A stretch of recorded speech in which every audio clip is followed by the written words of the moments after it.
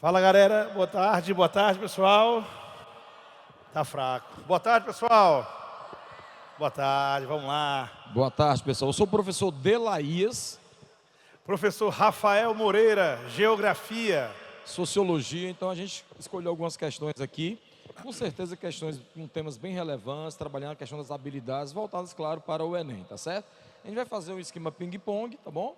Ele resolve uma de Geografia, eu resolvo uma de Sociologia, e vocês fiquem à vontade para perguntas, e você fique à vontade para intervir nas minhas questões, tá bom? Com certeza. Vamos lá. Então, para a gente começar, pessoal, vamos trazer aqui uma questãozinha de globalização.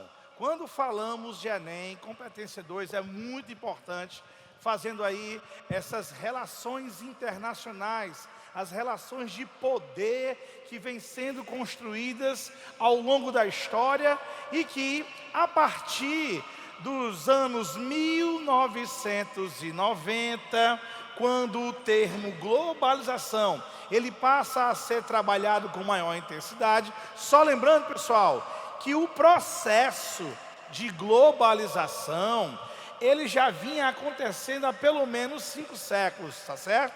Desde aquele cenário da expansão do capitalismo, lá das grandes navegações, a gente já tinha ali uma grande troca de países, de culturas, de mercadorias, pessoas, obviamente, numa velocidade muito menor do que eu tenho na atual conjuntura. Mas o processo em si, ele já acontecia.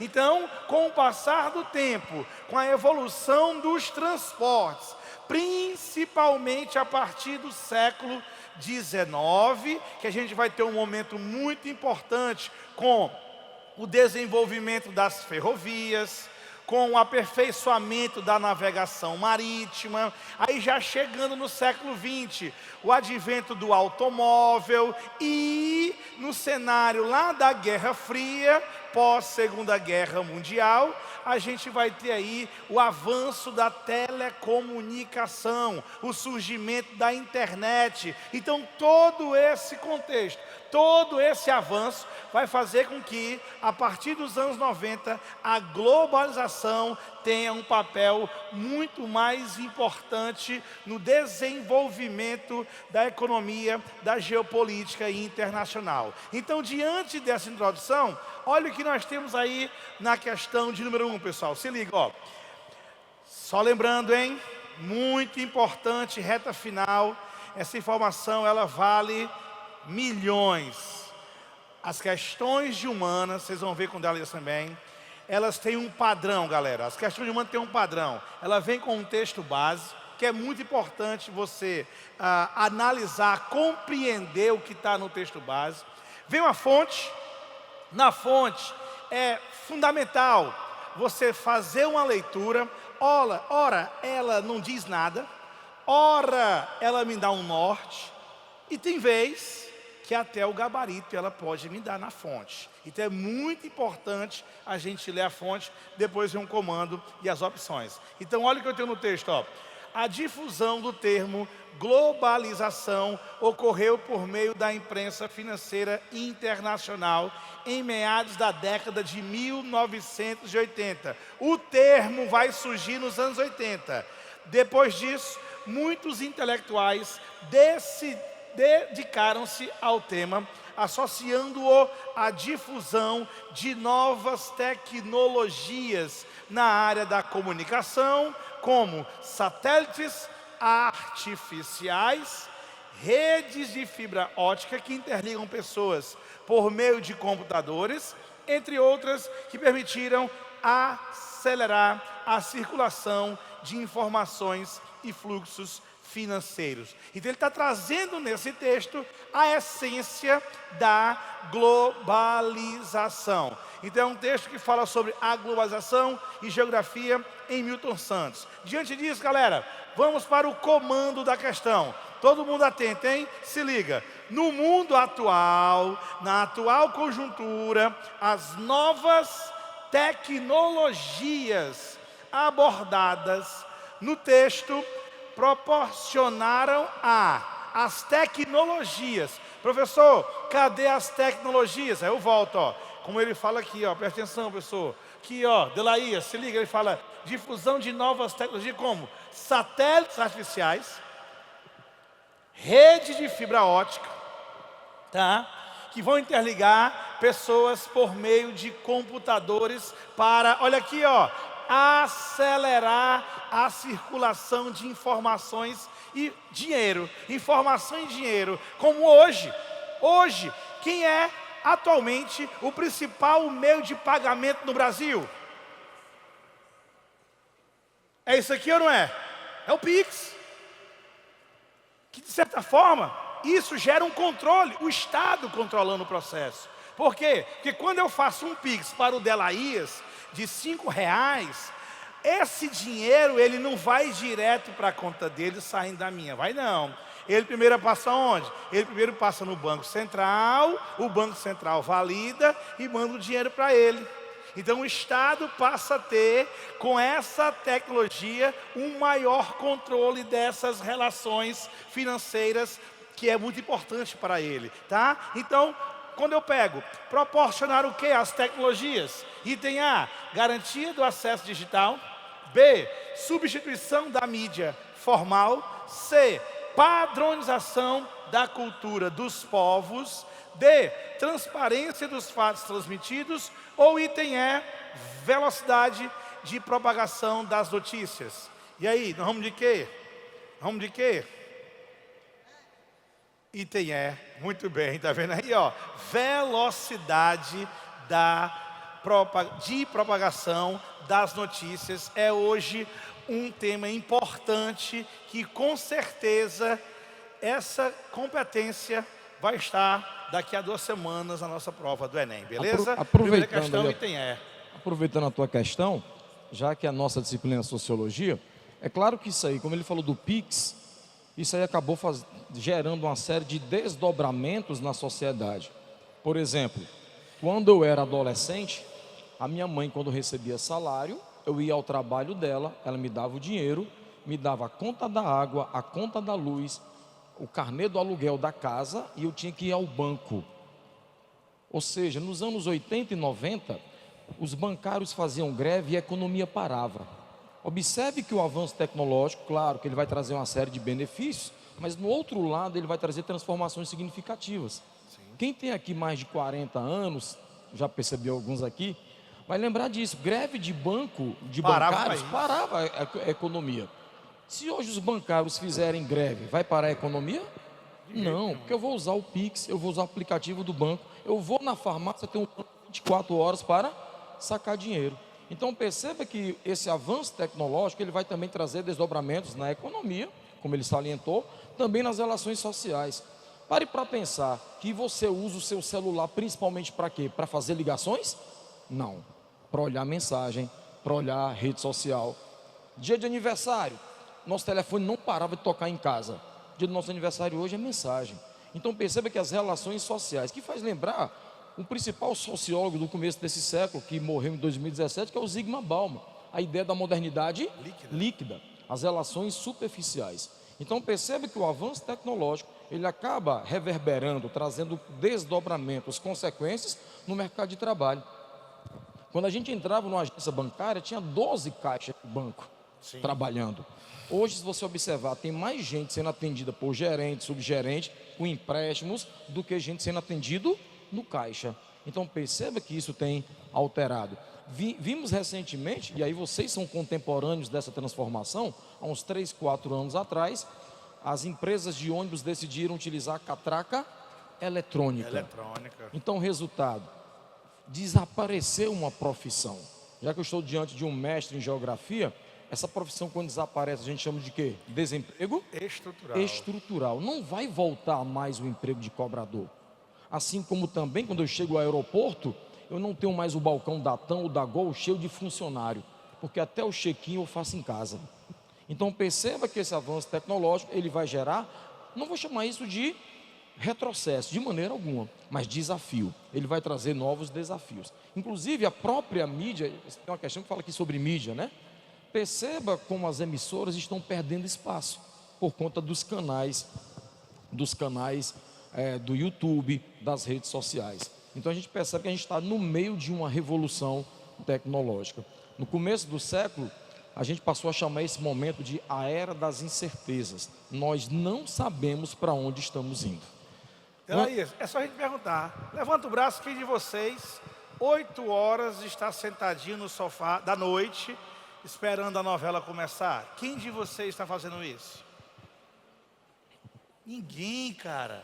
É o chamado horário nobre morreu. Exatamente. O horário nobre da TV morreu, tá aqui, ó. Ninguém mais. Eu assisto a novela na hora que eu quiser. O mundo do streaming, a tecnologia me permite isso. A Itália fechou, pessoal, recentemente 800 salas de cinema. Observe que no passado, talvez a nossa ansiedade fosse menor, porque eu tinha 2 ou 3 opções. E hoje eu não sei qual série eu vou assistir, qual filme eu vou assistir. É um excesso de informação. Então, de entretenimento, tá certo? Para a gente fechar esse momento, porque tem várias questões que vão trazer essas discussões. No passado recente, um artista da Globo, talvez alguém já tenha percebido isso, ele não dava entrevista para ninguém, porque ele era exclusivo da Globo. Sabe por que ele era exclusivo da Globo? Porque ele recebia um salário milionário. Isso. Porque como a Globo tinha audiência, então é claro que você tem patrocínio. Observe que hoje na Globo, quem vai fazer novela vai receber pela novela. Não vai receber mais um contrato milionário. Então isso já é um reflexo da queda de audiência. Se cai a audiência, é claro que o valor da propaganda também vai diminuir. Então é isso que está acontecendo em todas as áreas. Então por isso que a gente pode chamar de revolução tecnológica. O termo revolução nas humanas, ele é utilizado para quando eu tenho uma grande transformação. E dá vontade de ficar falando a tarde toda sobre essas transformações. Eu vou dar só mais um exemplo, viu, Rafael? Claro, fica à vontade. A Revolução Inglesa, ela aconteceu em 1689. Acabou com o absolutismo na Inglaterra e implantou o parlamentarismo. Isso só vai acontecer na França 100 anos depois. A Primavera Árabe, ela começou em um mês e na mesma semana vários países começaram a fazer protestos, porque a notícia acontece em tempo real. Quando eu estava ministrando uma aula naquela sala lá do extensivo à tarde, na escola que a gente trabalha junto, eu estava dando aulas, coincidentemente, sobre conflitos no Oriente Médio. Uma aluna pega o celular e bota um cartaz, assim, ela transformou o celular no cartaz. Atentado do Hamas em Israel. Ela me deu a informação na mesma hora. Perceba que o jornalista está falando, quando você pega uma Globo News, uma Record News, o jornalista está dando uma notícia e embaixo está aparecendo os resultados da rodada do Brasileirão. Tudo em tempo real. Pode passar aí a questão, Rafael, por favor? Não, já estou aí. Pronto, olha aí, né? Questão bem interessante, pessoal. Todos nós estamos inseridos nessa questão, tá certo? O comércio soube extrair um bom proveito da interatividade própria do meio tecnológico. A possibilidade de se obter um alto desenho do perfil de interesse do usuário, que deverá levar às últimas consequências, o princípio da oferta como isca para o desejo consumista. Foi o principal deles. O nome do livro, como o Rafael salientou, às vezes a fonte pode até ajudar, tá certo? O nome da matéria, o nome do artigo, de repente ele vai te dar um direcionamento. Culturas e arte no pós-humano, da cultura das mídias à cybercultura. Bora lá, pode mudar, Rafael, por favor. Vai. Do ponto de vista comercial, o avanço das novas tecnologias indicado no texto está associado a... O texto ele está dizendo, volta para o texto aí, Rafael, por favor. O comércio soube extrair um bom proveito da interatividade. Vocês têm a sensação que estão sendo vigiados o tempo todo? Deixa eu contar uma coisa para vocês. Eu tenho até medo de falar, porque eu não tenho certeza disso. Eu estou dando uma aula, é uma responsabilidade muito grande. Ontem, alguns amigos me chamaram para ir para o bar Floresta, na Santos Dumont. Estava tendo samba. Eu gosto de rock. Mas como eram pessoas agradáveis que estavam lá, eu fui assistir a um samba. Fui ouvir lá a música de samba, 3 da tarde até 6 da noite. O que foi que aconteceu? O cara começou a tocar todo tipo de samba, Alcione, e teve uma hora que ele cantou uma música de um compositor brasileiro chamado Benito de Paula. E uma pessoa da mesa disse: de quem é essa música? Aí eu disse: é do Benito de Paula. Papo vai, papo vem. Eu nunca pesquisei Benito de Paula na internet, eu gosto de rock. Mas a moça perguntou, disse: essa música é do Benito de Paula. Aí, resultado. Quando eu vou olhar o meu Instagram, adivinha o que é que aparece lá? Benito de Paula. Sugestões de música do Benito de Paula. Só porque eu falei. Aí eu disse, gente, será que eu estou com psicose? Porque isso já acontece. Eu gosto de instrumento musical, eu gosto de guitarra. Então, resultado, eu vivo pesquisando preço de guitarra, pedais de efeito, aparece lá. Na hora que eu pesquiso um livro de sociologia, quando eu estou no YouTube, aparece propaganda de plataforma de sociologia. É isso que a questão está dizendo. A questão está dizendo, aproveitando, na realidade, eu vi primeiro o teu TD, depois que eu vi o teu TD, que eu escolhi as minhas questões. Não foi uma coincidência, eu escolhi as questões que eu vi primeiro as questões dele. E aí, quando eu vi a tua questão sobre globalização, eu acabei colocando essa, que é uma questão do Enem. Então, o que é que acontece? Aproveitando o horário nobre. Sim. Observe que a gente tem hoje o marketing, propaganda e marketing. Se você colocar num canal por assinatura, como por exemplo Discovery Kids, vocês conhecem esse canal? Canal infantil. Então o Discovery Kids, ele vai mostrar o quê? As propagandas são de roupa infantil, brinquedo, direcionada. Só que um detalhe, é na TV. Se você prestar atenção, os patrocinadores do futebol é marca de carne, futebol lembra churrasco, cerveja, refrigerantes, tá certo? Então, se você observar, a propaganda ela é direcionada. Só que na internet tem a interação. Então, vem a história do algoritmo, da inteligência artificial. Então, e outro detalhe, não precisa você buscar. Vocês já perceberam que mesmo que a gente não curta uma postagem no Instagram, mas se a gente parar para ler, vai começar a aparecer sugestões do mesmo tema. Se eu estou olhando ali sobre ansiedade, aí começa a aparecer uma série de psicólogos, psiquiatras falando sobre ansiedade. Aí você vai passar e vai aparecer o livro. Então é isso que a questão está falando. Pode mudar aí, amigão? Do ponto de vista comercial, o avanço das novas tecnologias indicado no texto está associado à atuação dos consumidores como fiscalizadores da produção, exigência de consumidores conscientes de seus direitos, relação direta entre fabricantes e consumidores, individualização das mensagens publicitárias, manutenção das preferências de consumo. O que é que você está encontrando aí? No que eu acabei de falar para você. Na hora que eu pesquiso lá um par de tênis, quando eu vou escutar um vídeo no YouTube, aparece propaganda de tênis. Então o que é que está acontecendo aí? Um direcionamento individual. Qual seria o item correto? Quero ouvir vocês, tira o pé do chão. Vocês marcariam qual item? D de dado. Vamos ver, Rafael, se é o D de dado. Bora. Pode clicar. Individualização das mensagens publicitárias. D de Delaís. Pessoal, esse meu nome aqui, viu? A minha mãe, ela é religiosa, ela tirou da Bíblia. Ela conseguiu piorar, porque na Bíblia tem Delaís, né? Aí ela, como uma boa pobre, ela teve que complicar o nome do filho. Ela tirou o E, botou um apóstrofo, né? Ficou Delaías. Mas eu sobrevivi com esse nome, tá certo? Então, individualização das mensagens publicitárias. Top. Vamos lá. Vamos lá, galera. Questão 2 de geografia. Voltando lá para a parte de geografia, é uma questão muito importante também, que tem uma gigantesca recorrência no Enem, falando sobre a nova ordem mundial. Olha o que traz o nosso texto base, se liga. Com o fim da Guerra Fria, os Estados Unidos formalizaram sua posição hegemônica. Galera, só lembrando, a Guerra Fria foi de quando a quando? Vamos lá.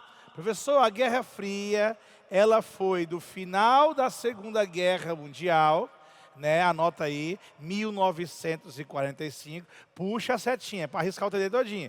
1945, final da Segunda Guerra Mundial, até 1991. 1991. Professor, o que vai acontecer lá em 1991? A dissolução da União Soviética, o fim da União Soviética. E esse momento, ele foi marcado pela bipolaridade mundial. Os dois grandes vencedores da Segunda Guerra Mundial, de um lado a União Soviética, do outro lado os Estados Unidos, e nesse cenário a gente assistiu uma competição, uma disputa, que envolveu várias temáticas, vários tópicos importantes, e que são a base do que nós temos na atual conjuntura. Como, por exemplo, a corrida espacial, que foi iniciada lá com os soviéticos, que mandaram o primeiro satélite para o espaço, os primeiros seres vivos para o espaço, mais tarde os americanos chegam à Lua, e aí você tem uma ascensão, um crescimento da tecnologia espacial, que foi muito importante, está sendo muito importante para o atual momento, né? Então, onde a gente pode falar? Ontem a gente chegou na Lua, hoje já falamos em Marte. Olha aí, ó, recentemente a chegada dos objetivos americanos e chineses chegando em Marte, onde era inimaginável lá no começo da Guerra Fria, hoje já chegamos nesse nível, um grande avanço na questão espacial que vai iniciar lá na Guerra Fria. Assim como não podemos esquecer os conflitos indiretos, galera. Conflitos indiretos também são tópicos importantes para o Enem. No passado, a gente pode trazer dentro da Guerra Fria a guerra do Vietnã.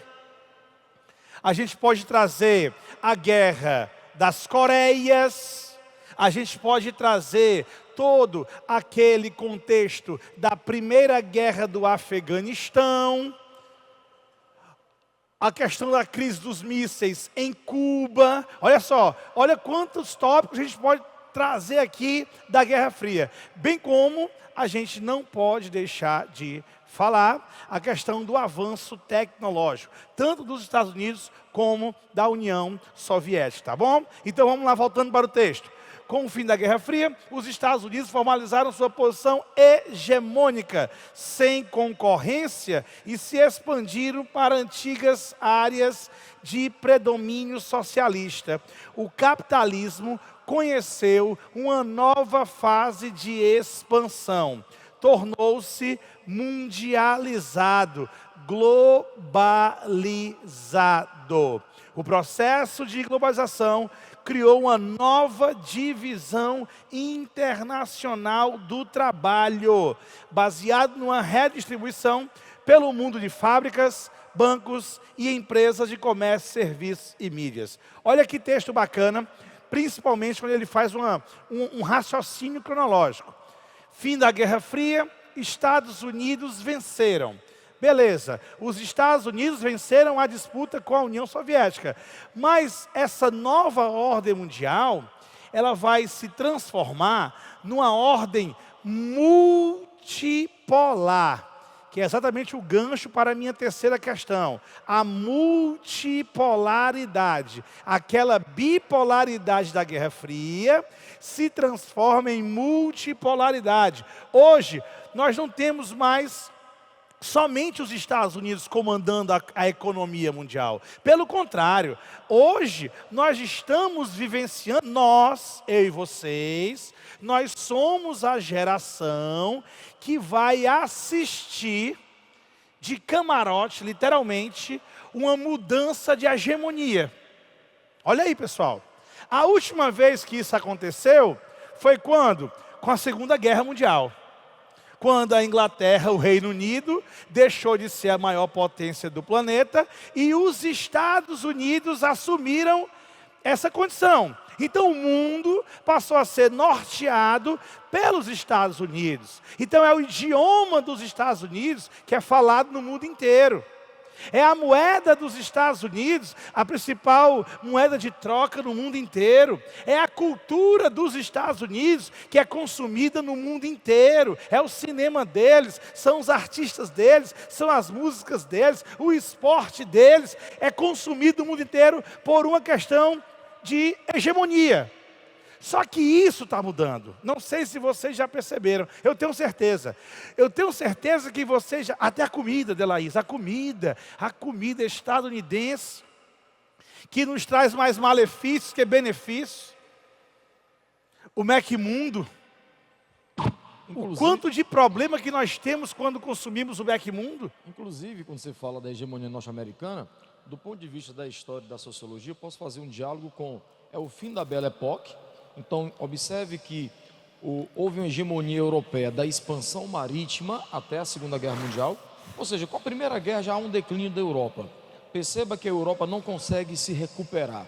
Houve até uma tentativa com o euro, com a União Europeia. Mas perceba que quando termina a Primeira Guerra Mundial, os Estados Unidos já ascendem à posição de maior potência do mundo. Quando a Europa vai se levantando da Primeira Guerra, vem a crise de 29.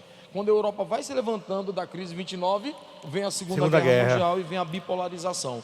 Então você tem, não o abandono, mas a superação da Belle Époque, que era a cultura europeia. Inclusive aí entra a questão do cinema. Sim, sem dúvida. O cinema ele acabou construindo esse American Way of Life. Eu não sei falar inglês, mas essa palavra eu tive que aprender por conta das aulas de História e Sociologia. O estilo de vida americano. Então é o hambúrguer, como você falou. Pronto. Então a ideia de que tempo é dinheiro. Então perceba que as primeiras lojas do McDonald's, do Burger King, que são rivais, elas não tinham cadeira. A ideia era você pegar a bandeja, comer em pé e voltar. Então esse estilo que diferente da nossa cultura. Dá o termo fast food, comida rápida. A nossa cultura não. Quando eu digo para você, cara, vamos almoçar, eu não quero almoçar na realidade. O que é que eu quero? Conversar. A gente senta, pede uma bebida, depois pede uma batatinha, aí depois do almoço ainda vem a sobremesa e o café. Quando eu digo para você, vamos tomar um café, a gente está querendo conversar. Se eu disser, aí, cara, estou precisando tomar um café contigo, cara, tá tudo bem contigo? Ou seja, a nossa cultura é de sentar para conversar. O fast food foi acabando com isso. Agora é claro, né, que a globalização ela vai trazer uma influência, mas é claro que a cultura também pode resistir. Sim. Consequentemente, o que é que nós temos hoje? A Ásia voltando a dominar o mundo. Olha aí, ó, a Ásia voltando, nessa nossa mania de estudar história, geografia, sociologia, do ponto de vista europeu, é como se a Ásia estivesse chegando na hegemonia. Não, a Ásia está voltando. E não é algo que começou semana passada, é uma construção que começa na Guerra Fria, com a reconstrução do Japão. O Japão que foi assolado na Segunda Guerra Mundial, que a Segunda Guerra Mundial, entre aspas, termina ali, Hiroshima e Nagasaki, destruindo completamente o Japão, e num curto espaço de tempo, ele se reconstrói, se torna a segunda maior economia do mundo. Esse crescimento japonês chega nos tigres asiáticos, o crescimento dos tigres chega na China, e hoje esse grupo de países está mostrando que a hegemonia estadunidense está com os dias contados. Hoje, a juventude, o Delaías, eu e alguns jovens que aqui estão, acima de 40 anos, os nossos heróis eram americanos. Os nossos heróis eram dos Estados Unidos, os nossos filmes eram dos Estados Unidos, os nossos ídolos eram dos Estados Unidos. Hoje não. Hoje essa nova galera que está chegando está consumindo quem? A Ásia, o K-pop. Caiu no ano passado do Enem, uma questão sobre K-pop. K-pop, o estilo coreano, a música coreana sendo consumida no mundo inteiro, os artistas coreanos, as marcas chinesas, a tecnologia chinesa, o Japão. Quando a gente era menino, a gente já estava consumindo o Jaspion. Você e eu consumimos o Jaspion, consumimos o Jiraiya e começamos quem? Pokémon. O Pokémon, Cavaleiro dos Zodíacos. Então, ó, é uma transição que já está acontecendo há muito tempo. E que, segundo os especialistas, dia contado, década de 2040, a hegemonia global será da China. Aí você fala, e quais as consequências sociais, políticas, econômicas? O que vimos com os Estados Unidos? Vamos ter que falar o mandarim, o inglês vai ser coisa do passado. Assim como é o francês, nossos avós estudavam francês. Isso. Hoje ninguém estuda francês. A Belle Époque em Fortaleza mostrou isso. O afrancesamento de Fortaleza, o chofé, o abajur, Todas essas mudanças, o teatro José de Alencar, aquela estrutura, a arquitetura. A Praça do Ferreira. É baseado no modelo europeu. O passeio público é no modelo francês. Francês. E isso fica para trás. E vamos ter que falar o quê? O mandarim. Vamos ter que dançar que nem um chinês, se vestir que nem um chinês. Vamos ter que cantar música dele, consumir a comida deles. Que hoje, no shopping center, a gente já percebe a fila do hambúrguer e a fila do sushi. É ou não é? O sushi que só tinha na aldeota agora está lá na nossa periferia, cara. Chegou. Então, ó, essa mudança, ela está chegando no mundo inteiro. Certo? Isso hoje, mas a questão está falando a partir do fim da Guerra Fria. Com isso, vamos aqui, ó, olha o comando. Dentre as consequências do processo de globalização, ou seja, com a chegada da nova ordem mundial, é correto citar, item A, o nascimento do governo universal e democrático. B, a pacificação das relações internacionais. C, o enfraquecimento dos Estados-nações. D, a abolição da exploração social do trabalho. Ou item E, o nivelamento econômico dos países. E aí, galera, vamos de quê? Arroz, bolacha, cuscuz, doce ou esfirra?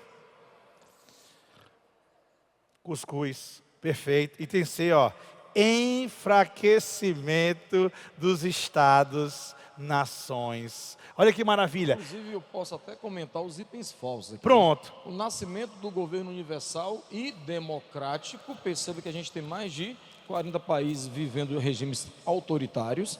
Inclusive, hoje um termo novo que você talvez vai encontrar em prova é autocrático. Autocracia. O que é o Vladimir Putin, o que é o Nicolás Maduro. Maduro, é o que é o da Turquia, o da Hungria. Arábia Saudita, o rei da Arábia Saudita. Ele não precisa mais dar um tiro e um golpe de Estado. O cara vai aumentando o seu poder, concentrando o seu poder através da via democrática, controlando o Congresso e o Judiciário. Então, pacificação das relações internacionais. Impossível. A diferença é que hoje a gente vai ter guerras a questão do nacionalismo, né? O historiador Eric Hobsbawm, ele vai analisar o começo do século XX, ele vai dizer, se a gente tinha no passado guerras no contexto da Guerra Fria, pela hegemonia, hoje nós temos os conflitos nacionalistas. A letra C seria o correto, que seria esse enfraquecimento, né? O item correto, a letra C? Sim, é o O C. enfraquecimento seria, hoje em dia vai ter multinacional, que o seu lucro é maior do que o PIB do próprio país. Vocês que já acompanharam eleições presidenciais, vocês já perceberam que toda vez que sai uma pesquisa para presidente da República com intenção de voto, há uma reação na Bolsa de Valores. Alguém já percebeu isso? Já perceberam ou não? Saiu a pesquisa, candidato A vai vencer. O dólar aumenta ou o dólar cai, a bolsa sobe. O que é isso? É o mercado dando um aviso. A gente não quer esse cara no governo. Então, consequentemente, você percebe o enfraquecimento do Estado nesse cenário nacional. A abolição da exploração social do trabalho. Quando você fala dos tigres asiáticos, as condições de vida do trabalhador chinês, que eu sei que não é do tigre asiático, mas da Ásia, ou então do Vietnã, não deixou de ser baseada na exploração. Embora tenha uma classe média que vai desenvolver um trabalho intelectual, mas você vai ter a massa trabalhando em fábricas com bem menos direito trabalhista, seja no Vietnã, seja em Taiwan. O pessoal vai para os Estados Unidos, voltam com as bolsas maravilhosas. Olha a etiqueta, o que é que tem lá? Made in Taiwan. Made in Taiwan, né? Fabricada em Taiwan, tá certo? As bolas da Nike não são produzidas nos Estados Unidos, né? Então a exploração social do trabalho não foi abolida. O nivelamento econômico dos países. Você acabou de ler na primeira questão, acho que era Milton Santos, né? Sim. Que ele vai por uma outra globalização. Na visão dele, a globalização seria uma nova forma de imperialismo. É o imperialismo, né? Você amplia a desigualdade, Vamos lá, só você ter noção, o PIB do Brasil hoje é de 2 trilhões de dólares. 2. É um PIB gigante. Nós somos o 8º PIB. Os Estados Unidos, pessoal, tem um PIB de 28 trilhões. Olha a diferença. De 2 para 28 trilhões, gerando um abismo gigantesco. Tá bom? Tá. Beleza, obrigado. Pronto, vamos lá. Enem PPL, né? Você sabe o que é Enem PPL, né, pessoal? É o Enem aplicado para as pessoas privadas de liberdade. Uma vez um aluno, professor, as questões do Enem PPL são mais fáceis. Bom, ele achou, eu queria fazer essa prova, então você tem que ser preso, né? Porque essa prova aqui ela é aplicada para os alunos, para os candidatos que estão detentos, né? Bora lá. O processo formativo do Estado desenrolou-se segundo a dinâmica de dois movimentos contraditórios e simultâneos: fragmentação e centralização. Tente se concentrar nesse texto, que ele não é muito fácil, tá bom? Que eu vou precisar de um contexto histórico. De um lado, fragmentação, na medida em que os príncipes europeus tiveram de lutar contra o poder universalista do Papa, e centralizador na medida em que os príncipes tiveram que lutar contra o poder político e militar dos outros chefes políticos rivais, que eram os senhores feudais. Desse processo resultaram as características fundamentais do Estado moderno: exército e burocracia civil permanentes, padronização tributária, direito codificado e mercado unificado. Eu vou traduzir esse texto para vocês. Vocês se lembram do feudalismo na Idade Média, sim ou não? O Império Romano caiu, a Europa ela foi dominada pelos germanos, que os romanos chamavam de bárbaros. Aí seria até uma questão de etnocentrismo, ou seja, o outro é visto como diferente, como esquisito. Então a Europa, lá do século V até o século XV, você não tem na Europa o sentimento nacionalista. O que é o sentimento nacionalista? Acabamos de vivenciar uma Olimpíada. Eu vou criar uma situação aqui, ver se você já se enquadrou nela. Alguém já viveu isso aqui nos Jogos Olímpicos? Você está passando na sala, aí alguém da tua casa está assistindo, aí você pergunta: quem é? É um brasileiro disputando medalha. A modalidade é esgrima. Tu não entende nada de esgrima, mas tem um brasileiro participando. O que é que você faz? Você para, fica torcendo, ainda se emociona. Quando ela sobe ao pódio, ele sobe ao pódio, você começa a chorar. O que é isso? Sentimento de pertencimento. Você se sente brasileiro. Esse sentimento de pertencimento, ele não existia na Idade Média. Do século V ao século XV, do ano 400 e pouco até o ano 1400 e pouco, não existia nacionalismo. Mas por quê? Porque a Europa foi fragmentada. Então, fragmentada em vários reinos. E a tradição dos germanos, os bárbaros, era o rei doar terra aos guerreiros, em troca de fidelidade militar. Então a Europa era dividida em reinos, e os reinos eram divididos em feudos. Alguém lembra da expressão sucerania e vassalagem? Alguém lembra dessa expressão, sucerania e vassalagem? Então, eu sou um senhor feudal, eu precisava do apoio desse cara que era um cavaleiro. Aí eu fazia o que com ele? Doava um feudo. O feudo poderia ser uma ponte, o feudo poderia ser uma floresta, o feudo poderia ser um pedaço de terra. Então, quando eu doava para ele, havia um juramento de fidelidade. Esse juramento fazia com que eu doava para ele como se fosse um bairro. Aí ele que cobrava imposto no bairro. Então, resultado: quais são as características da Europa medieval, que é a Europa feudal? O poder político é descentralizado. No entanto, existia uma identidade entre as populações da Europa. O cara não se sentia francês, não se sentia inglês, e durante muito tempo esses países nem existiam. Eles começaram a assistir no final da Idade Média. Então, resultado: as pessoas se sentiam cristãs, porque quando o Império Romano caiu, sabe quem estava forte? Olha o nome da igreja: Igreja Católica Apostólica Romana. Perceba que a estrutura da Igreja Católica é a estrutura do Império Romano.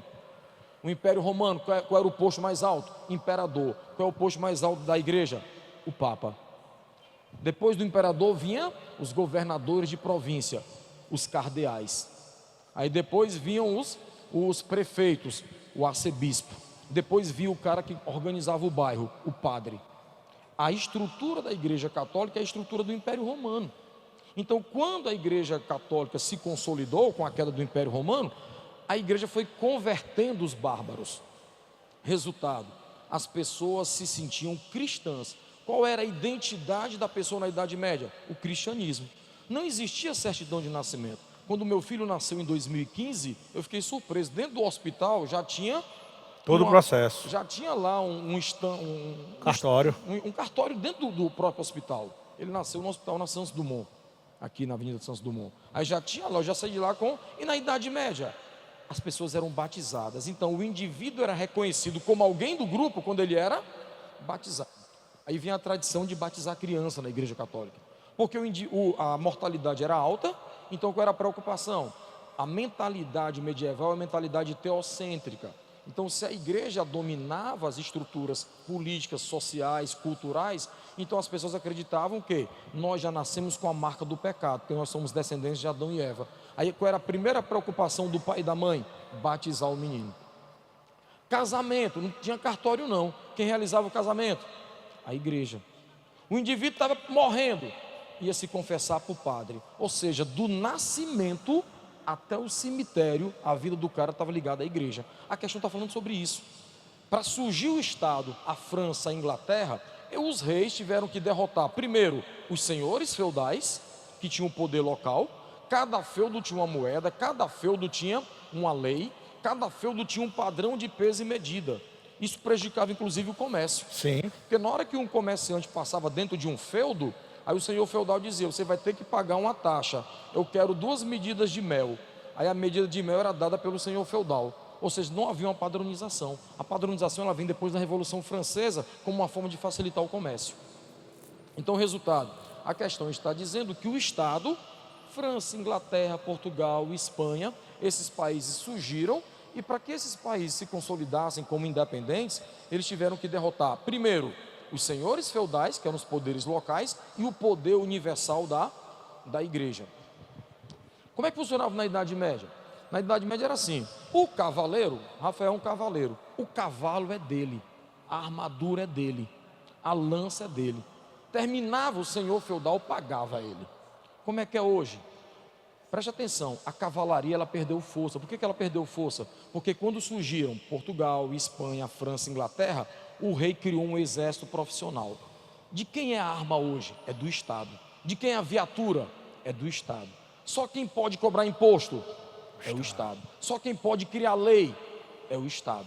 Então quer dizer que o Estado ele passou a ter o monopólio. Pólio é poder, mono é um. Então, ali nos séculos XV, XVI, XVII, XVIII, nós temos a formação do Estado Nacional.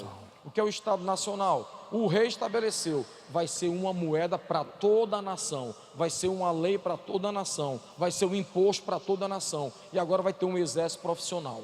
O que é um exército profissional? O indivíduo ele vai lutar em troca de salário. Aí vem uma outra história que eu vou só jogar a ideia, mas não vou explicar não, porque o tempo é curto. O rei, para ter poder, tinha que ter dinheiro. Na primeira questão, você falou das grandes navegações. Os reis começaram a perceber: para eu ter poder, eu tenho que ter a arma, eu tenho que ter o poder da força. Então o rei começa a criar um exército profissional. Para ter um exército profissional, ele precisava ter dinheiro. Aí o rei começou a financiar as grandes navegações, a exploração da América, o tráfico negreiro. Tudo isso gerou riqueza para o Estado. Aí a Europa sai da periferia do mundo e vai para o centro. Pode passar aí. A institucionalização política mencionada, o surgimento do Estado, teve como uma de suas causas o êxito, que é o sucesso de alguns príncipes em monopolizar o uso legítimo da força, reforçar a hegemonia social do clero, da igreja, restringir, diminuir a influência da nobreza, respeitar a diversidade das vivências locais, conter a autoridade das lideranças carismáticas. Qual seria o item que vocês marcariam? Nosso amigo ali já respondeu. Quem é que tem o monopólio da força hoje? Na hora que a Rússia invadiu a Ucrânia, quem passou a defender a Ucrânia? O exército ucraniano. Professor, mas hoje existem, uma questão que caiu ano passado no vestibular da FUVEST, ano atrasado, mas hoje existem as milícias no Rio de Janeiro, as facções em Fortaleza, elas exercem um poder paralelo, tanto que a gente chama de crime organizado. Já escutaram a expressão ou não? Eu moro na periferia, eu moro lá no sítio São João, um pouquinho longe daqui, né? No Grande Janguruçu. E tem rua, não no meu bairro, mas vizinho na escola que eu trabalho, na escola pública, no Conjunto Palmeiras, tem lá: baixe o vidro, acenda a luz, tira o capacete. Então perceba que alguém está impondo o seu poder, e esse alguém não é o Estado. Como é que nós vamos chamar isso numa redação? Poder paralelo, crime organizado. Porque só quem pode criar lei e cobrar impostos é o Estado. Por isso que o item correto, de fato, é a letra A. Pode ir em frente, Rafael. Letra A, tá aí. Monopolizar o uso legítimo da força. Show. Galera, como o nosso tempo aqui é curto, hein? Deixa eu pular essa 3. Vamos resolver a quarta questão, galera? Vamos resolver a quarta questão. Essa quarta questão aqui é uma questão de atualidade também, que tem a ver muito com o momento econômico do Brasil. Professor, olha o título do texto. Fuga das multinacionais, empresas que deixaram o Brasil. Galera, isso é uma preocupação muito grande da economia brasileira, não só olhando para dentro, mas também olhando para fora do Brasil. Por quê? Porque hoje, quando nós observamos a divisão internacional do trabalho, onde cada grupo de países vai ter uma função no comércio global, de um lado, eu vou ter os países que se especializaram em produzir tecnologia. Por que eles se especializam nisso? Porque isso é caro. Porque isso é caro. China, Estados Unidos, Japão, Alemanha, Taiwan, Coreia do Sul, são países que hoje produzem tecnologia e, por consequência disso, vão ter um grande PIB e eles podem produzir uma melhor distribuição de riqueza, por isso que esses países possuem IDH elevado. Do outro lado, tem países, são os países que se especializaram em produzir e exportar matéria-prima, que é o caso do Brasil. O Brasil, infelizmente, está deste lado, tá? Hoje o Brasil é um país grande produtor e exportador de commodities. É o termo hoje que vem sendo apresentado nas provas, sendo hoje o Brasil, na verdade, desde sempre, Delaís também é professor de história, desde a criação do Brasil colônia, a gente já nasceu dentro da produção e exportação de matéria-prima. A história do Brasil é contada com matéria-prima, com o ciclo da cana, com as drogas do sertão na Amazônia, com a pecuária no sertão, no sul do país, com o café no sudeste, o cacau na Bahia, o algodão no Ceará. A história do Brasil é feita no campo.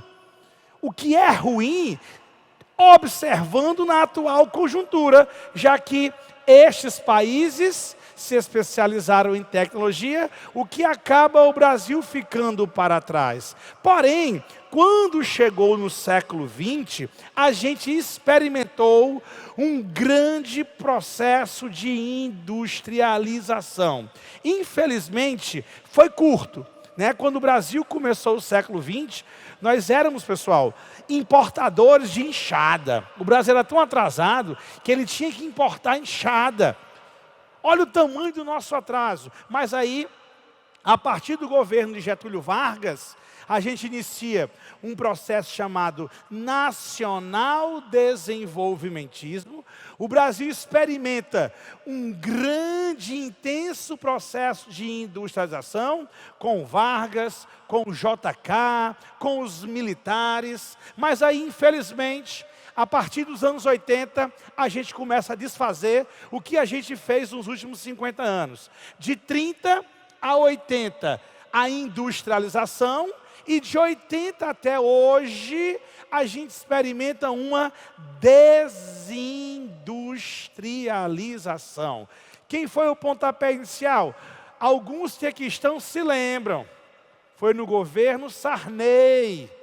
A grande instabilidade econômica do Sarney, a superinflação do Sarney. Galera, hoje, para vocês terem uma noção, hoje nós temos uma inflação que gira em torno de 5%. 5%. Com inflação de 5%, um trabalhador no Brasil hoje, com inflação de apenas, entre aspas, 5%, o trabalhador brasileiro, ele não chega ao dia 15 com dinheiro no bolso.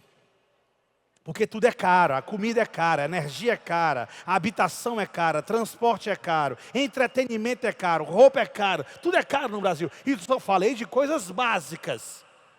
Agora imaginem vocês, lá em 1987, 88, a gente tem uma inflação de 1.700%. A loucura que era na era Sarney. Alguns lembram, todo dia os preços subiam. Rafael. Tinha mercadoria que subia 2, 3 vezes no mesmo dia. Era algo assustador.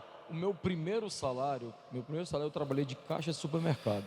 Meu primeiro salário, que seria equivalente hoje a um salário e meio, esse 1990, 91, era 412 mil cruzeiros.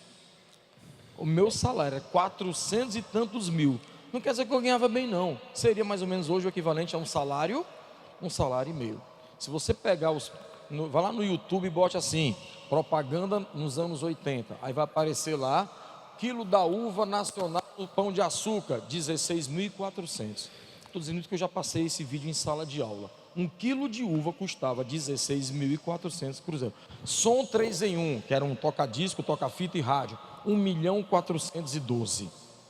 Era o preço de um aparelho de som nos anos 80, no começo dos anos 90. Quem acabou com isso foi o Plano Real, né? Plano Real, exatamente. Então você vai ter essa grande instabilidade que quebra a indústria nacional, fortalece a indústria estrangeira e o Brasil, infelizmente, começa a perder espaço na indústria global e ainda continua. O que é ruim, professor. Por quê? Porque se a gente perde em indústria, a gente vai ganhar em quê? A gente hoje vive uma reprimarização da economia. Hoje é o campo que vem gerando as transformações da economia brasileira. E na cidade, professor, na cidade é o setor terciário. E o setor terciário, quem é? O comércio e o serviço. E aí quando a gente pega geração de emprego, quem gera ou quem deve gerar o melhor emprego? É o comércio ou é a indústria? Olha aí, quem na teoria deve gerar o melhor emprego? O que é o melhor emprego? Aquele emprego com maior remuneração e uma grande probabilidade de crescimento. Seria quem? O comércio ou a indústria? Claro que é a indústria. Claro que é a indústria. A indústria ela tem essa capacidade de contratar um estagiário e ele se transformar num engenheiro de produção. É a indústria que está mais perto da tecnologia, os empregos tecnológicos, os empregos que necessitam de uma qualificação maior, eles geralmente têm uma remuneração maior, o que o comércio não tem a mesma capacidade. Não vai ter. E aí é só observar que o centro de Fortaleza, que já foi o lugar de maior comércio do estado do Ceará, hoje a gente observa uma transformação que é lojas se transformando em estacionamentos. Isso é um retrocesso econômico. Isso é um retrocesso histórico. Quantas lojas do centro da cidade fazem parte da história de muitos que estão aqui? Samasa, casas pernambucanas, brasileiras, não é isso? Camelo, tá? As lojas americanas para todo mundo tomar fresca, aquele sol quente, dar uma voltinha lá, comprar bolacha recheada. Então o que vai acontecer? A Mesbla, olha aquele ali, ó, trabalhou na Mesbla. Na Mesbla. Então você tem o quê? O sumiço dessa estrutura e entra um estacionamento. O que é que o estacionamento gera de emprego? É um retrocesso, galera. É um retrocesso. Então, para onde deveríamos estar indo? Para as indústrias. É só você pegar quanto um operário no Brasil, nos anos 90, ele ganhava. Eu falo isso porque o meu pai era um operário. Meu pai, ele nem tinha terminado o 2º grau, ele fez um curso no Senai de comandos elétricos e foi trabalhar na indústria, trabalhou 20 anos dentro da indústria e ele ganhava em média 8 salários mínimos. 8 salários, trazendo para hoje, é um pouco mais de 10 mil reais. Quanto que um operário hoje ganha na indústria? Um operário com ensino médio completo? 2 salários no máximo, pessoal. Olha a diferença. Olha a diferença da desindustrialização que vem acontecendo no Brasil. E o pior, para fechar o comentário, na contramão do mundo. Eu falei na primeira questão que a Ásia está voltando a ser o centro do planeta. E o que é que aconteceu lá para que a Ásia saísse de uma área periférica, derrotada de Segunda Guerra, de pobreza, de miséria, e está se transformando no novo centro do planeta. O pontapé inicial foi a indústria. O que fez o Japão chegar onde chegou? Eles começaram com a indústria que levou à tecnologia. Os tigres asiáticos começaram com a indústria, Delias falou, Made em Japão, Made em Taiwan, começou com a indústria que levou para a tecnologia. China, nos anos 80, era uma economia completamente arcaica, atrasadíssima, e em apenas 40 anos, a China sai de um anonimato econômico e se transforma na segunda maior economia do planeta. E o que foi que startou, que iniciou esse caminho? A indústria. Então, infelizmente, o Brasil faz o seu papel de legítimo país sul-americano, Eduardo Galeano, quando ele analisa as veias abertas da América Latina, e a América Latina sendo essa área de exportação de matéria-prima. Então, olha o que diz o texto, pessoal. Ó, fuga das multinacionais, empresas que deixaram o Brasil. Em janeiro de 21, a Ford anunciou o fechamento de todas as fábricas no Brasil e o encerramento da produção no país. Inclusive, um aqui no Ceará, em Horizonte, a fábrica da Troller. A Troller, que é uma empresa cearense, foi vendida para a Ford. Olha só, a Ford comprou para fechar. Não é um absurdo? Ela compra para fechar. É um retrocesso para nós, Brasil. Gigantesco. 2 anos antes, a companhia já tinha parado a produção na fábrica de São Bernardo do Campo, São Paulo, que foi vendida para a construtora São José. De agora em diante, a empresa atuará como importadora, comercializando produtos originários da Argentina, Uruguai, China e Estados Unidos. Desde 2019, desde 2019, pelo menos 13 multinacionais de diversos setores deixaram o Brasil. Esse movimento agravou o desemprego, que atualmente atinge 14 milhões de brasileiros, de acordo com o dado divulgado pelo IBGE 2022. Isso aí, ó, a saída das indústrias gera um grande impacto negativo.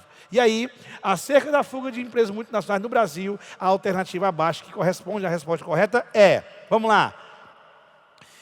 Item A, a estabilidade cambial e a grande disponibilidade de mão de obra barata seriam os principais fatores de atração dessas empresas para países como a Argentina? Não, galera, a Argentina, a economia de lá está pior do que a de cá. Ok? Então a situação na Argentina está bem pior do que a situação existente no Brasil. Não marca o item A. Item B. Os países mencionados no texto aumentaram sua capacidade de atração de capitais externos porque efetivaram um processo de transição energética que reduz os custos. Não. O detalhe da Ford foi que se manteve na Argentina, porque na Argentina eles fabricam ainda os carros de grande porte, que é Ford Ranger.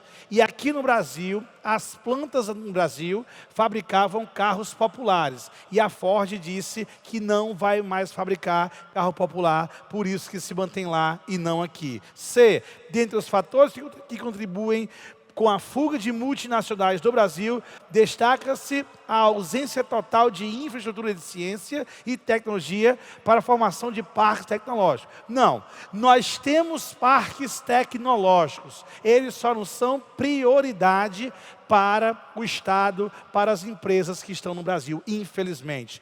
Olha o entender, para as empresas, os riscos da economia brasileira, dólar alto, alta carga tributária, custos logísticos elevados e a instabilidade política e jurídica explicam a evasão das multinacionais do Brasil. Então vamos marcar como correto. O Brasil tem uma série de fatores que não facilitam o crescimento, logo o item D vai ser o nosso gabarito da questão de número 4. Beleza? Volta para 3. Show.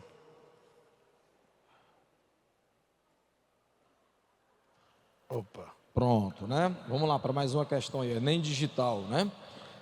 O termo manipulação significa uma consciente intervenção técnica em um material dado. Se a intervenção é de uma importância social imediata, a manipulação constitui um ato político. É o caso da indústria da consciência. Assim, toda a utilização dos meios pressupõe uma manipulação. os mais elementares processos de produção constituem intervenções no material existente. Portanto, escrever, aí vai estar, uma coisa que eu gostaria de comentar com vocês, quando a gente pega uma questão do Enem, que o texto é um pouquinho mais extenso, tente desenvolver essa técnica, que é o fichamento, algo que na faculdade se faz muito. O que é um fichamento? Todo texto tem parágrafos, né?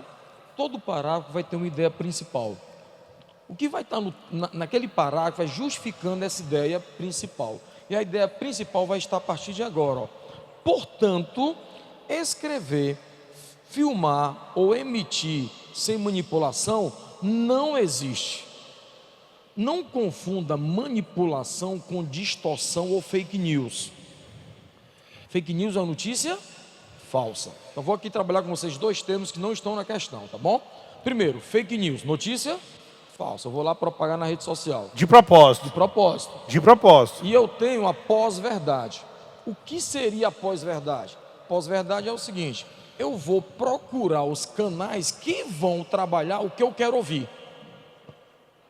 Então, por exemplo, eu sou um negacionista, eu não acredito na vacina. Eu vou procurar os sites que tem as pessoas que concordam comigo. Eu não sou negacionista, claro, eu tomei as 4 doses. Tá certo? Vocês estão entendendo ou não? As pessoas procuram. Então, por exemplo, eu sou a favor do candidato A. Eu vou assistir o jornal da Record. Eu gosto mais do candidato B. Eu vou assistir o jornal da Globo. Então, as pessoas escolhem o que querem assistir. E hoje, com a internet, essa gama de alternativas ela aumentou exponencialmente. Os próprios canais do YouTube estão fazendo isso muito bem, né? Hoje em dia você tem, e já está acontecendo isso na própria TV. Quando Sim. você observa lá nos Estados Unidos, Sim. a Fox News, ela é Trumpista. Descaradamente. A CNN tenta disfarçar, mas ela é mais para o lado dos democratas. Isso já acontece, tá certo? Você vem aqui para o Brasil, na época do governo anterior, você tinha de um lado a Globo News, que batia no governo anterior, que era o Bolsonaro, e você tinha a Jovem Pan, que exaltava o Bolsonaro. Então se o cara fosse bolsonarista, ele assistia a Jovem Pan. Se ele fosse anti-bolsonarista, ele assistia a Globo News. Então isso aí seria a pós-verdade. Eu vou escolher o que eu quero ouvir, tá certo? O que eu estou querendo mostrar nessa questão não é nem a pós-verdade, nem a fake news. O que eu estou falando aqui, quando ele fala, tudo é manipulado. Eu vou te dar um exemplo real de manipulação sem nenhum viés ideológico. Você não vai saber para quem eu torço não, tá certo? 2021 foi 2022, a gente estava saindo da crise, correto? Correto. 2021, nesse momento pouco Pandemia. importa qual foi o trimestre, mas o PIB é medido por trimestre, né? Sim. Aí o que foi que aconteceu? O Brasil cresceu 1%. Jornal a favor do governo. Mesmo com a crise mundial e a pandemia, Brasil volta a crescer. Mentiu o jornal? Não. Mentiu? Não. O jornal que era contrário ao Bolsonaro colocou como? Brasil tem um crescimento pífio. 1% é pífio. Alguém mentiu? Não. Os dois falaram a verdade. Mas a maneira como a matéria foi mostrada manipulava a gente. Alguém está entendendo ou não? Para quem era a favor do governo, tá vendo? Ó, mesmo com a pandemia, mesmo com tudo fechado, o Brasil ainda conseguimos crescer. Aí o outro jornal mostrou, comparado com o Chile, com a Índia, com a Rússia, o crescimento brasileiro foi pífio. Perceba que houve uma manipulação dos dois lados. Então o que é que o cara está dizendo? Eu costumo dizer, eu como professor de humanas, eu acho que você também deve vivenciar essa experiência. Sim. Os alunos perguntam muito, eu sou professor de filosofia, sociologia e história. Aí os alunos perguntam, professor, o senhor é ateu? Pergunta que eu mais ouvi na minha vida, o senhor é ateu ou sou de esquerda ou de direita? Aí a pergunta que o professor de humanas mais escuta na vida dele. Verdade. Né? Então, na realidade, eu respondo para o aluno, meu filho, neutro, só shampoo de bebê. Todo mundo tem uma opinião, todo mundo tem um viés ideológico. Claro que como professor, eu tento levar a verdade para a sala de aula. Ou as verdades, porque não existe só uma. Correto? Então é isso que a questão está dizendo. Que não vai existir nada neutro, não vai existir nada imparcial. Se você assistir ao jornal da Record, você vai ter pena do israelense, que é atacado pelo Hamas.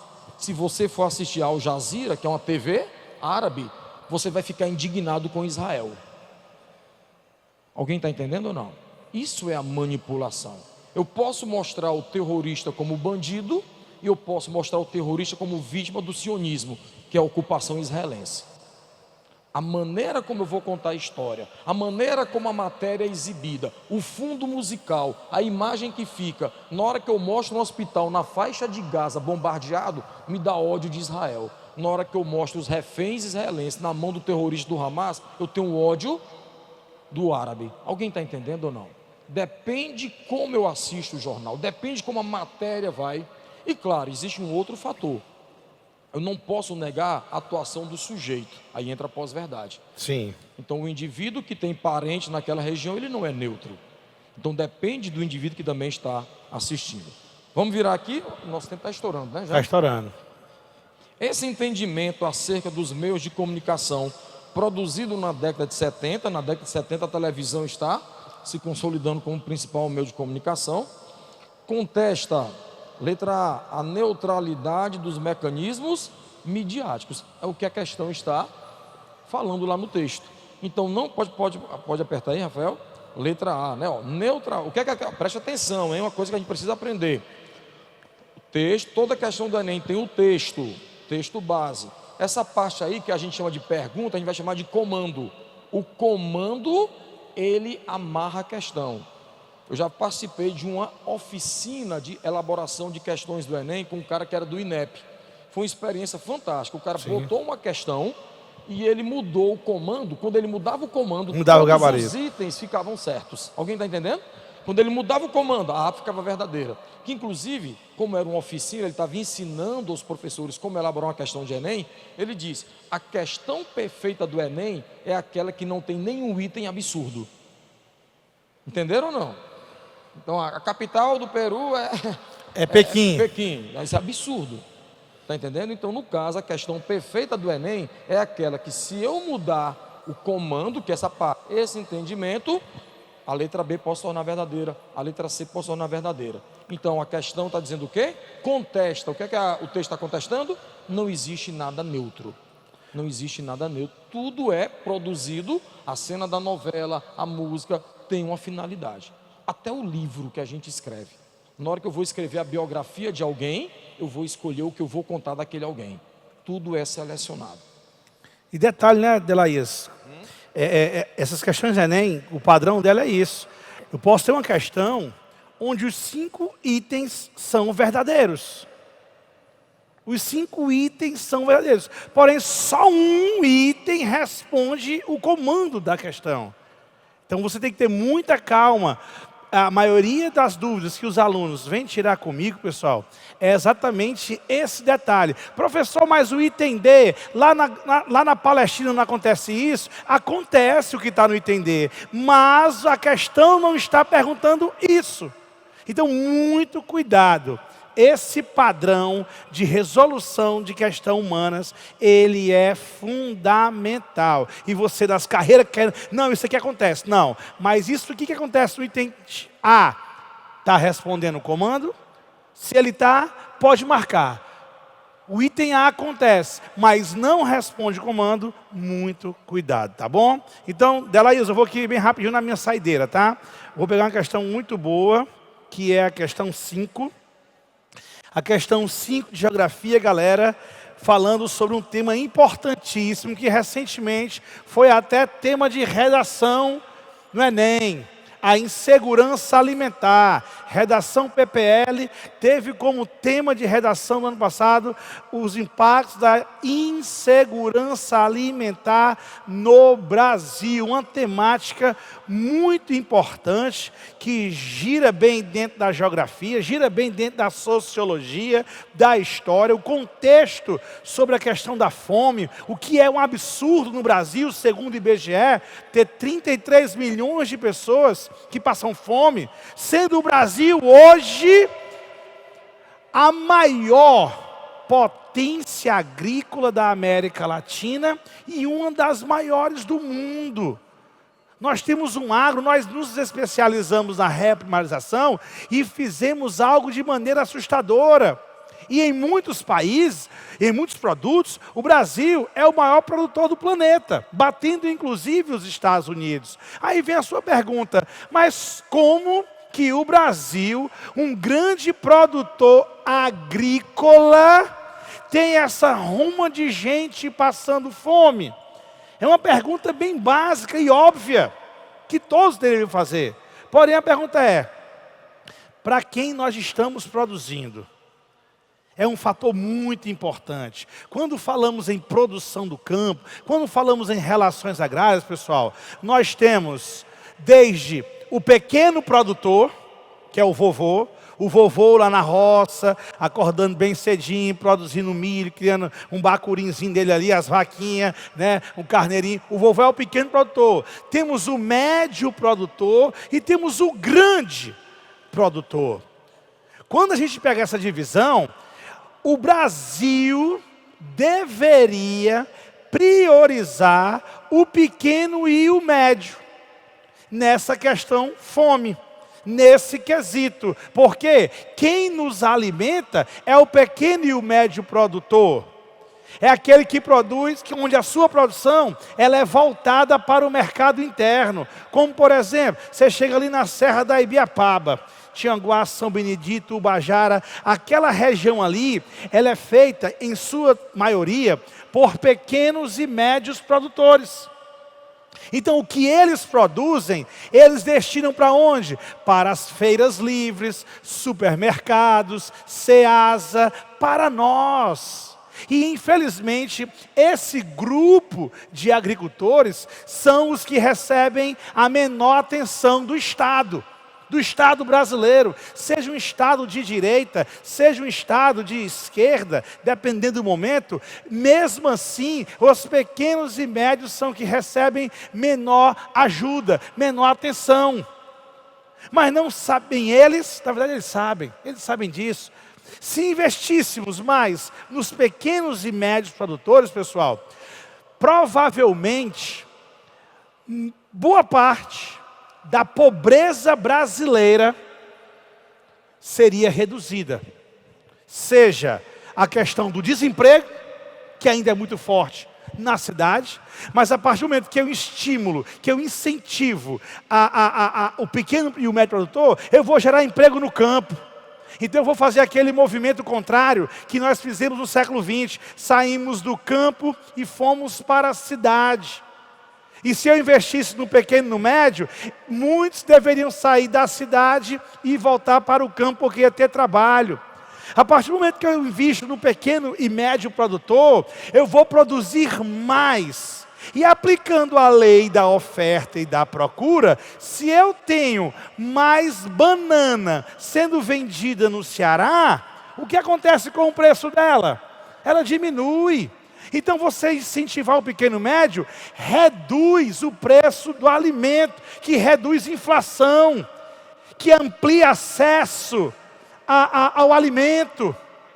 Ou seja, você faz o fenômeno contrário que deveria. Diferentemente do grande, o grande produtor, já que ele é grande, ele investiu em tecnologia, ele investiu em volume, logo o destino dessa produção é para quem paga melhor. O Delaías paga em real, já o Fábio Frota paga em dólar. E aí, eu vou vender para quem? Para o Delaías ou para o Fábio Frota? É óbvio que se eu também fosse um grande produtor, eu teria meu produto voltado para o mercado externo.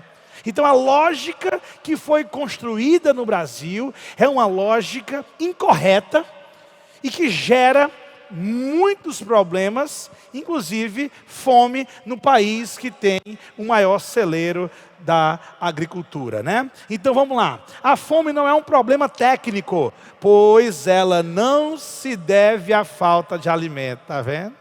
Está vendo aí?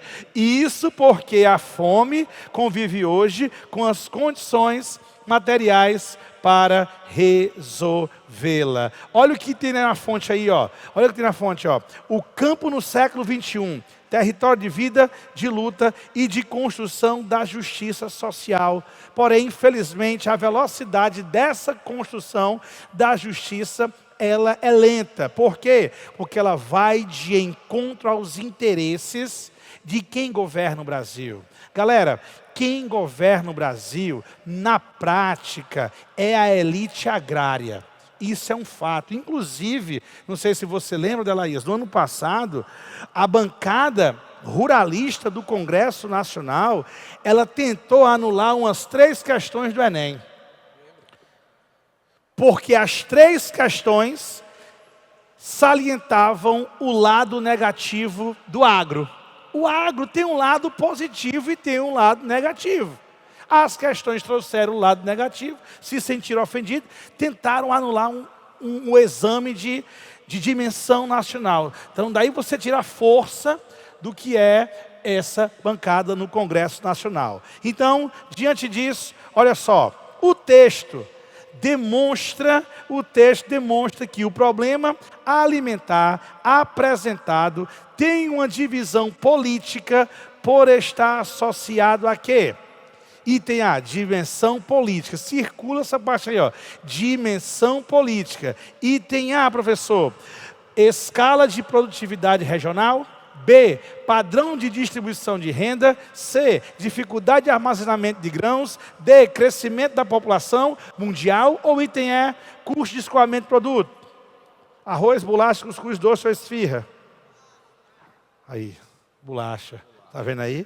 Padrão de distribuição de renda. Beleza? Está aí.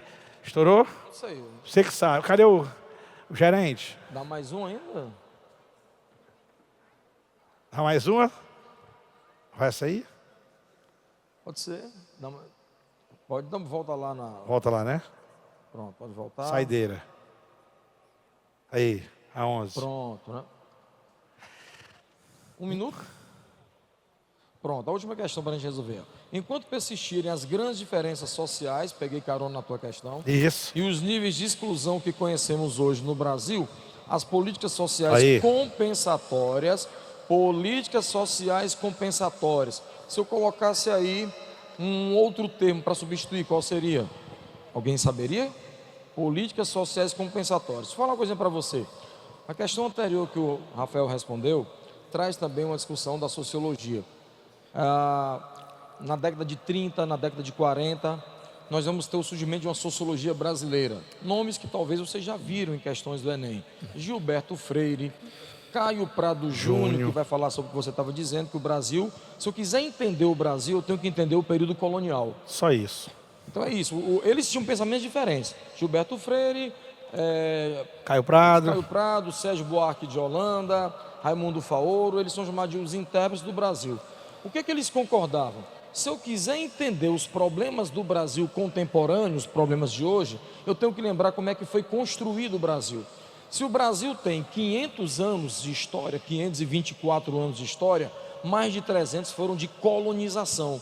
E a colonização ela foi baseada, palavras do Caio Prado Júnior, baseado no tripé: latifúndio, monocultura e escravidão. Mel. Aí depois um outro pé, produção voltada para o mercado externo. Uma sociedade que viveu mais de 3 séculos de escravidão, ela vai ser marcada por uma profunda desigualdade social. Uma sociedade que foi construída baseada na produção visando o mercado externo, ela vai trazer o latifúndio, a concentração fundiária. Então, resultado, quando a gente vem para os anos 80, 90, a Constituição de 88, que foi chamada de Constituição Cidadã, traz toda uma discussão, reparação histórica. Alguém já ouviu falar sobre isso? Reparação histórica é o que ele está falando. Enquanto existirem profundas desigualdades no Brasil, vai ser necessário uma ação do governo para diminuir a diferença entre pobres e ricos, entre pretos, pardos e brancos. É isso que a questão está dizendo, porque foram mais de 350 anos de escravidão. Então, os efeitos da escravidão, o efeito do preconceito, do machismo, estão presentes ainda hoje, tá certo?